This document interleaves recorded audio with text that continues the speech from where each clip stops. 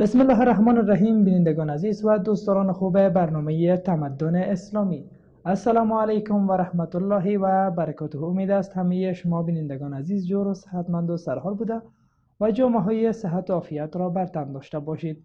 الله متعال را سپاسگزار هستیم که یک بار دیگر برایمان فرصت داد تا از برنامه تمدن اسلامی در خدمت شما قرار بگیریم. باز هم در برنامه جناب دکتر سیب عبدالصبور فخری استاد دانشگاه را با خود داریم و در ادامه بحثمان از برنامه گذشته پیرامون قواعد پیشرفت تمدن ها صحبت میکنیم. قبل از اینکه به بحث برنامه فعلی آغاز بکنیم، جناب دکتر صاحب هم خوش آمدید میگیم.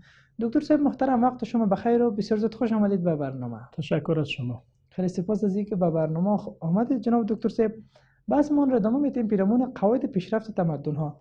ما صحبت کردیم در مورد وقت و در مورد سرزمین و وجود متخصصین و جایگاهش در تمدن ها، خصوصا تمدن اسلامی. در ادامه این سه قاعده دو قاعده دیگر که است، کدام ها از جناب دکتر صاحب محترم؟ بسم الله الرحمن الرحیم و به نستمد و نستعین ولا عدوان الا علی الظالمین. در رابطه به قواعد پیشرفت ما 5 قاعده را مطرح کرده بودیم. بله. که اگر هر ملتی این 5 قاعده را به شکل درست عملی بسازد، بله، و تطبیق بکند، اونها می توانند به پیشرفت دست پیدا بکنند. و کما بیش در رابطه به جنبه های تطبیقی آنها من حیث تئوری در دین مقدس اسلام هم بحث داشتیم. بله. و سعی کردیم که مثال های از جوامعی که ما در زندگی می کنیم، از جامعه اسلامی، از تاریخ اسلام هم چیزهایی را تطبیق بکنیم. حالا یکی از او قواعدی که در آوردن پیشرفت مادی، بله، و پیشرفت معنوی جامعه کمک میکند، یک نظام مستقر و آرام است. هر جایی که استقرار سیاسی به وجود بیاید، استقرار مردمی به وجود بیاید، استقرار زندگی به وجود بیاید، در آنجا پیشرفت رخ میده. جامعه که از جنگ رنج نبرد، از اختلافات رنج نبرد، بله، مشکلات جامعه طوری نباشد که مردم به خودشان مشغول بگرداند، برای زنده ماندن مشغول شوند، در اون طور یک جامعه پیشرفت پیدا نمی کند. جامعه زمان پیشرفت پیدا می کند که بر مردم آن بر جانشان، بر مالشان، بر ناموسشان، بر عزتشان، بر دین و عقیدهشان، بر باورهایشان، بر اخلاقیاتشان اطمینان کامل داشته باشند. احساس کنند که کسی نه اعتقادات ما را مورد تهاجم قرار میده، نه دین و ارزش‌های ما را مورد تجاوز قرار میده، نه ناموس ما را مورد تجاوز قرار میده، نه عزت ما را پامال میکند، نه مال و مکنت دنیوی ما را نابود میسازد و از ما میگیرد. در چنین جامعه میبینی که مردم سرمایه گذاری میکنند.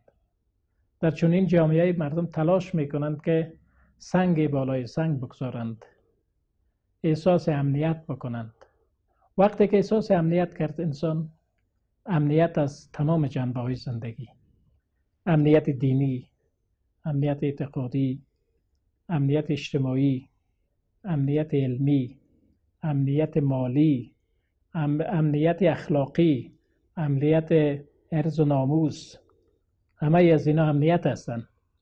وقتی که یک شخص ببیند که در یکی از این جنبه ها او مورد تهاجم قرار می گیرد، امنیتش ندارد، ناگزیر می شود که از این جامعه رخت ببنده و کمر سفر ببنده، این جامعه را ترک بکند، به جای دیگری برود که در آنجا امنیت وجود داشته باشد.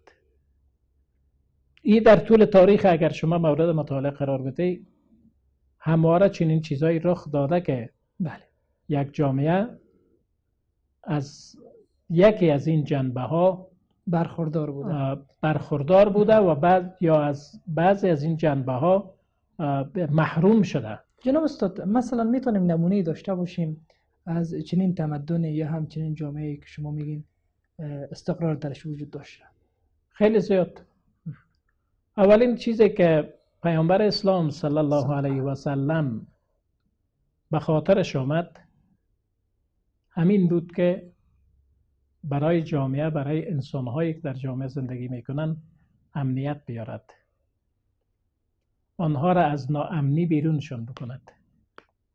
حتی قرآن کریم هم وقتی که مطالعه میکنید میبینی که مسئله امنیت و مسئله استقرار را الله جل جلاله به عنوان یکی از ارزش‌های بلند یاد میکند.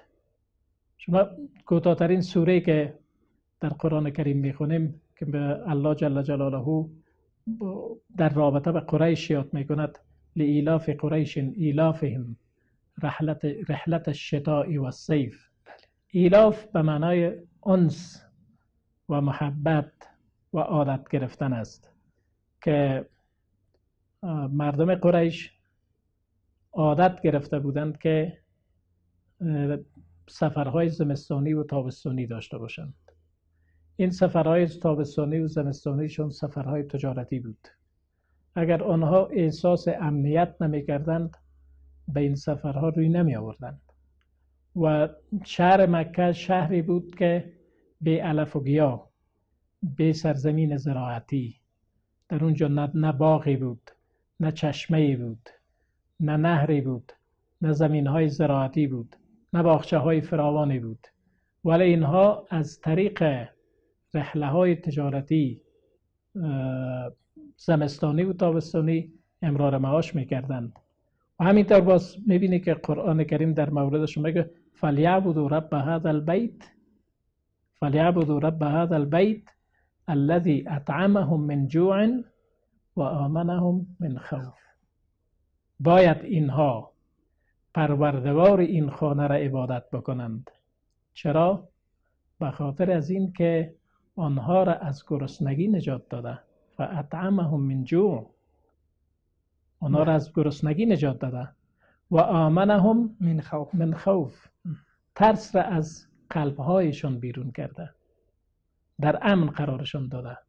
واقعیت این است که در هر جایی که این دو نعمت دچار تهدید شود، مردم دیگر در آنجا زندگی نمی کنند. جناب دکتر صاحب، یک جامعه یا هم یک مجتمع چه کار باید بکنه به خاطر استقرار و امنیتی که نیاز هست به خاطرش باید تلاش بکنه؟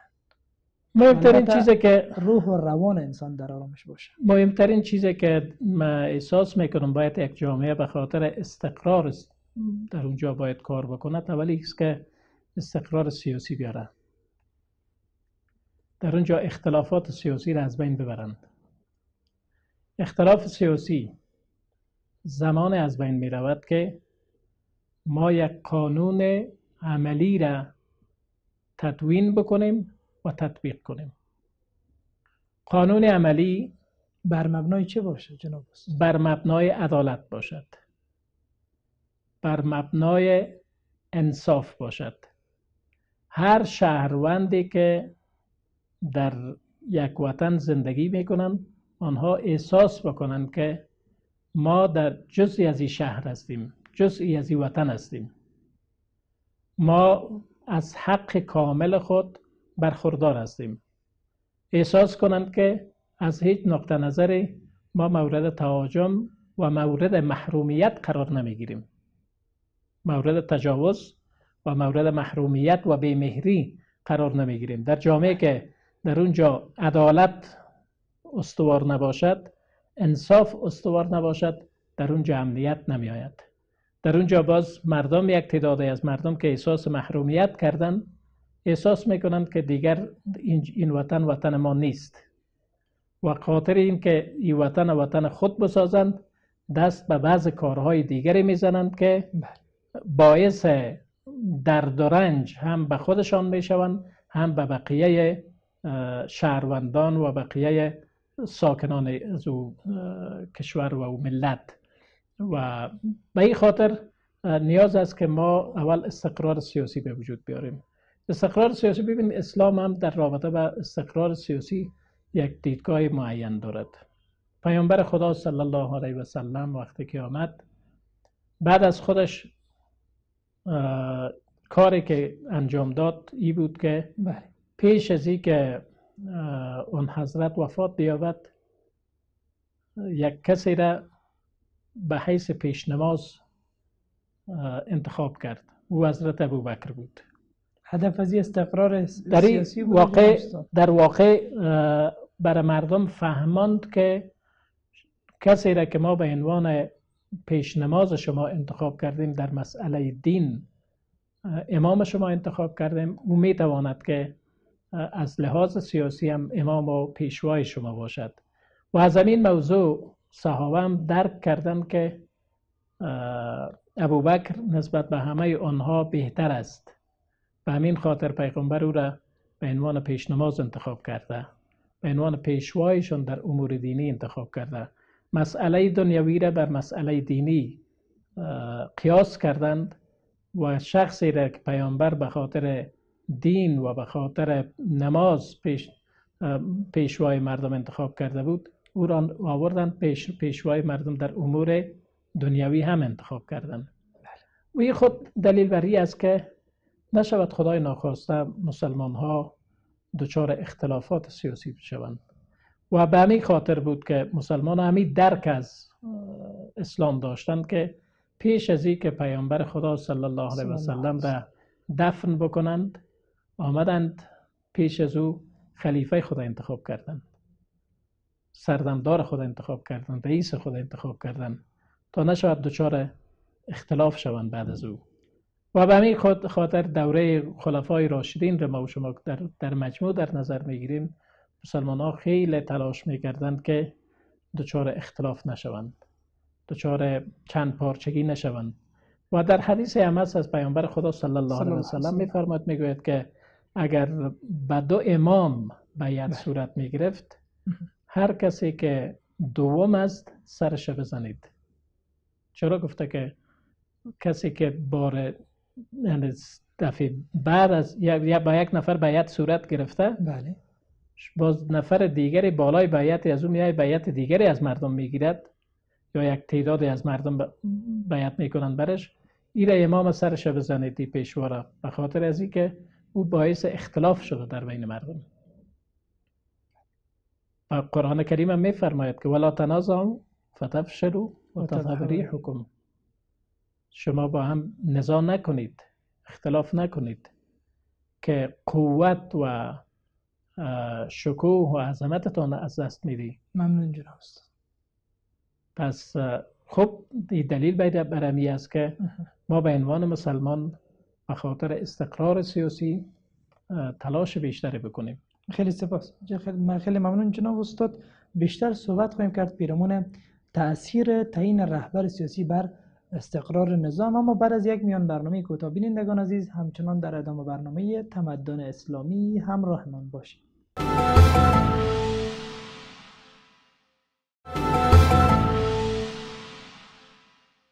باز هم خوش آمدید بینندگان عزیز. ادامه برنامه تمدن اسلامی را از تلویزیون هلال بیننده هستید.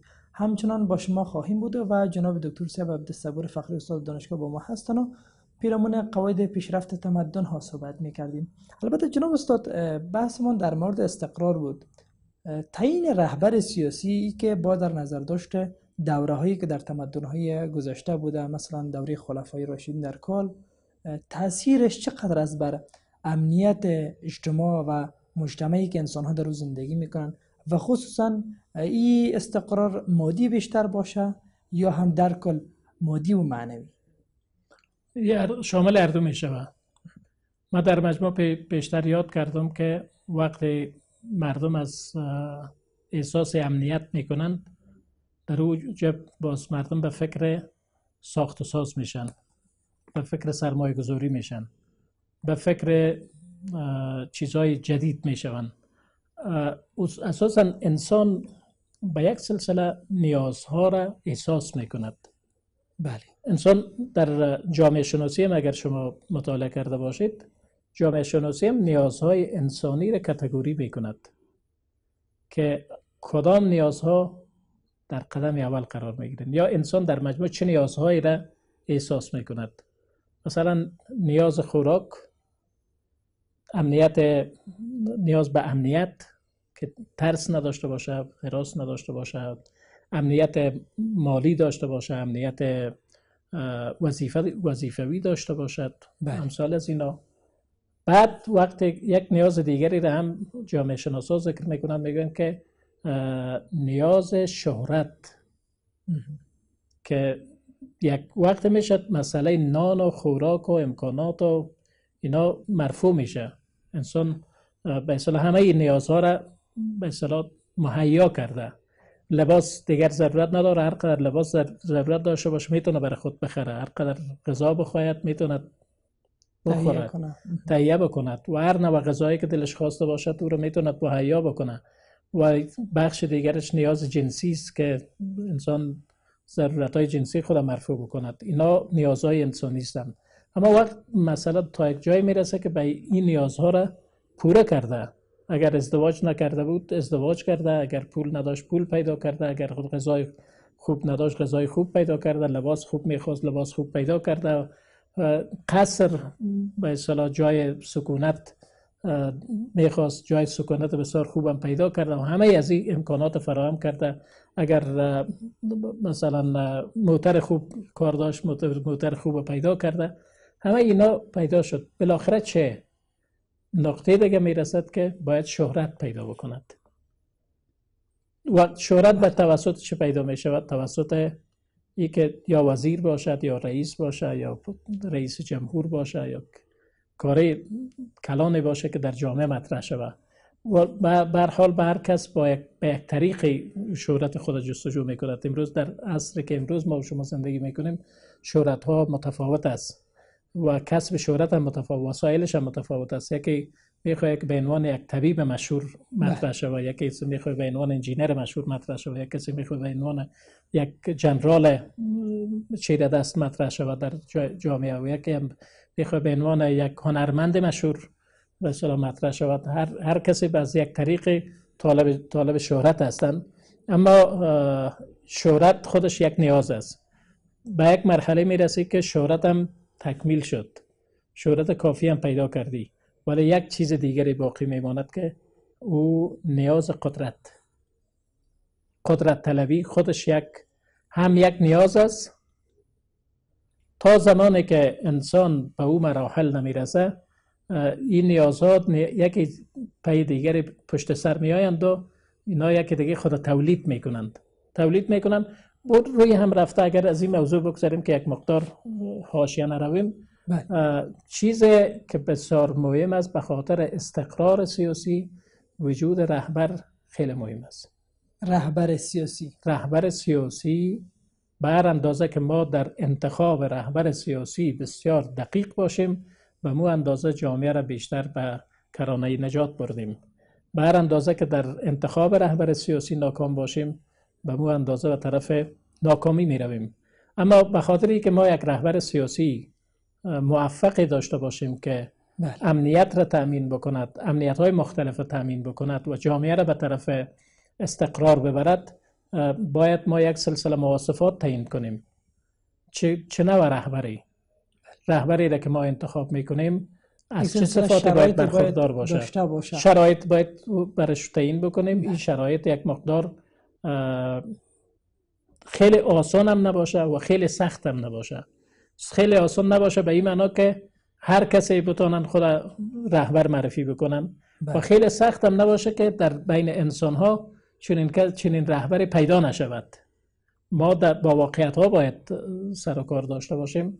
خب دیگه بخش دیگرشی است که کیفیت انتخاب رهبر است. کسی را که به عنوان رهبر انتخاب میکنی با کدام اصول و ضوابط انتخاب میکنی که رهبر انتخاب کنی بر اساس از او. روی هم رفته ما این دو چیز بسیار مهم است: مواصفات رهبر و شرایط انتخاب رهبر. تحت کدام شرایط انتخابش میکنی. در عصر امروز که ما زندگی میکنیم، در زمان اوایل اسلام به هر حال میگفتن که انتخاب رهبر توسط اهل حل و عقد میشه. کسی که اهل حل و عقد باشه اونها میتوانند رهبر خوب انتخاب بکنند. و برای عقد چه کسانی باید باشن جناب استاد؟ اهل حل و عقد هم به هر حال شرایطی برش انتخاب کردند که مثلا تقوا باشد و دانش باشد و اسلام دوستی باشه و اخلاص باشه و اینا. اونا باید از مردم، از بین مردم مخلص، اهل نظر، دانشمند و مخلص به اسلام، اینا باید از بینشون انتخاب شوند. کسانی که علما باشند، دانشمندان باشند و مخلص به اسلام باشند و مصلحت اسلام بر مصلحت شخصی خود ترجیح بدن و امثال از اینا. خب این یک مواصفاتی است که برای اهل حل و عقد انتخاب کردن و همینطور برای رهبر هم مواصفاتی را تعیین کردن که یک کسی که رهبر می باشد دارای چه مواصفاتی باید باشه. برای از او هم در کتاب‌های فقه یک سلسله از مواصفات تعیین ذکر شده. مواصفاتی که در کتاب فقهی ذکر شده و مواصفاتی که قوانین ذکر میکنه برای تعیین یک رهبر با هم اگر در تضاد باشن، آیا تأثیری داره بر چگونگی کار و فعالیت و اختلافایی که از بعد سیاسی در اجتماع با وجود میاد از دید رهبر سیاسی هم؟ اگر بحث فقه و قانون در نظر بگیریم، فقه در واقع هم قانون است، قانون در واقع هم فقه است. یعنی فقه جنبه قانونی اسلام است. جنبه قانونی اسلام ما فقه میگوییم. خب در این عصر حاضر او را نامش قانون ماندن، در قدیم نامش فقه ماندن. و صرف تفاوتشان در این است که در کتاب‌های فقه که میبینی او را به یک طرز مثلا تبویب شده و تنظیم شده و قوانین به شکل دیگری که در عصر حاضر وجود دارد، ولی هر دو در مجموع میتواند که ما قانون از فقه بگیریم، از فقه اسلامی بگیریم، یا قانون در روشنایی فقه اسلامی بسازیم که در روشنایی نصوص دینی ما بسازیم و هر بخش دیگرش هم مصلحت‌های جامعه ما باشد که او چیزی که به جامعه ما به اصطلاح صدمه نمیرساند او مسائل ما وارد قانون بسازیم تا در روشنایی بتانیم که رهبرای خود به شکل درست انتخاب بکنیم و به هر اندازه که در انتخاب رهبر خود بتانیم موفق باشیم به مو اندازه سلامتی جامعه را و امنیت جامعه را بیشتر تامین میکنیم و استقرار در جامعه بیشتر به وجود میاد. امروز ما مثلا در غرب میبینیم غربی ها یک کاری که کردن، قوانین دست ساخته خودشان است، انسان ها ساختن، قوانین وضعی است، ولی در تطبیق قوانین خیلی جدی هستند. تطبیق قوانین چون بسیار جدی گرفتن، این سبب استقرار سیاسی در کشورهایشان شده. هر کس حدود ثغور هر کشور معلوم است و حدود ثغور صلاحیت های رهبر، صلاحیت های رئیس جمهور، صلاحیت های صدر اعظم، صلاحیت های وزیر و امثال از اینا، هر کس صلاحیت هایش مشخص و واضح شده، هر کس از امو حدود صلاحیت های خود تجاوز نمی کند. بنابراین این سبب شده که در جامعهشون یک نوع استقرار به وجود بیاید. وقتی که استقرار به وجود آمد، مردم دیگر به فکر ساخت و ساز میشن، به فکر سرمایه گذاری میشن. همینطور که شد. حالا از قرنها به این طرف است. شاید میتونم بگویم که در کشورهای غربی به جز دو جنگ جهانی که آمده که یک مقدار و کشورها را زیر و رو کرد، ولی در جنگ‌های دوامدار اونا واقع نشدن. جنگ‌های دوامداری که در کشورها ما با روبرو هستیم، مثلا مثال افغانستان، ما نزدیک به نیم قرن وقت است که ما در جنگ‌های ذات البینی مواجه هستیم، یا ذات البینی یا به هر حال یک دوره روسا وارد از این کشور شدند و با اونا جنگیدیم و بعدش هم باعث جنگ‌های ذات البینی شد و بعدش هم از این قبیل چیزا. خب به هر حال جنگ است، ناامنی است. وقتی که جنگ و ناامنی در یک کشور آمد، در اونجا استقرار سیاسی از بین می رود و مردم نسبت به آینده خود دلهرمی داشته باشند. اما ضرورت‌های اولیه زندگی خود فراهم کردن نمیتونن. اینا نسبت به آینده خود به اصطلاح پریشان می باشند و امیدوار نمی باشند نسبت به آینده خود. کسی که نسبت به آینده خود امیدوار نبود، او باز تلاش هم به خاطر ساخت و ساز نمی کند. به همین خاطر است که در اونجا مشکلات به وجود میاد. جامعه ما و شما فعلا که ما با این مشکل مواجه هستیم، یک سبب اساسی شمی است. ما در جوامعی که در دنیای اسلام امروز وجود دارد، در اونجا میبینیم که یک مقدار پیشرفت به وجود آمده. سببش این است که در اونجا استقرار سیاسی آمده. مثلا مثال اگر بگیریم جامعه ترکیه را، ترکیه از یک قرن لااقل به این طرف یا بیشتر از یک قرن می شود که در اون جامعه جنگ وجود ندارد. جنگ ها خاتمه پیدا کرده، این کشور در یک فضای امن زندگی میکنه. در اونجا میبینی که پیشرفت وجود دارد.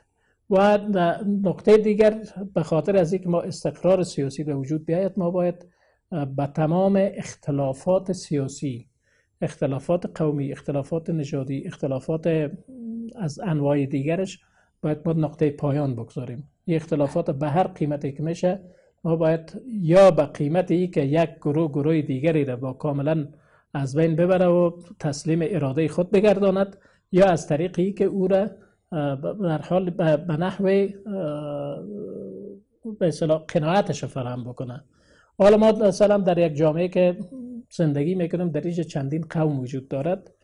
در اینجا امکان از این که یک قوم دیگری را کاملا چنان از بین ببره که او را به اصطلاح تسلیم اراده خود بگردانه، این امکان پذیر نیست.